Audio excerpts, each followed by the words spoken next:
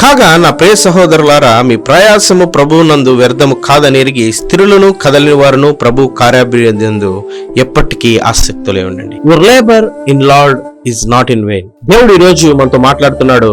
ప్రభువు యొక్క సేవలో కష్టపడుతూ పనిచేస్తూ నాకు ఇంకా దేవుడు ఆ యొక్క ఆశీర్వాదం ఇవ్వలేదే, నా ప్రయాస ప్రభువునందు వ్యర్థమైందని బాధపడుతున్నావేమో.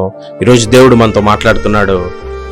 ప్రభువునందు నీ ప్రయాస వ్యర్థం కాదు. హెబ్రీ 6:10 దేవుడు అంటాడు కదా, ఆయనను బట్టి నువ్వు చూపించిన ప్రేమను మరచుటకు ఆయన అన్యాయస్తుడు కాదు. ఈరోజు దేవుని సేవలో ఉంటూ భారమైనటువంటి ఆ యొక్క పరిచర్యలో ఎదురు దెబ్బలు తగులుతూ ఎదురు దెబ్బలు తింటూ ఇంకా నా దేవుడు నా వైపున ఉన్నాడా, నాకు తగిన ఫలం వస్తుందా, ఎంతకాలం ప్రభువా అని ఈరోజు నువ్వు బాధపడుతున్నావో, దిగులు పడుతున్నావో, ఏడుస్తున్నావో, నా ప్రియ సహోదరుడా సహోదరి, దేవుడు ఈరోజు నీతో మాట్లాడుతున్నాడు. ప్రభువునందు నీకు ప్రయాస వ్యర్థం కాదు.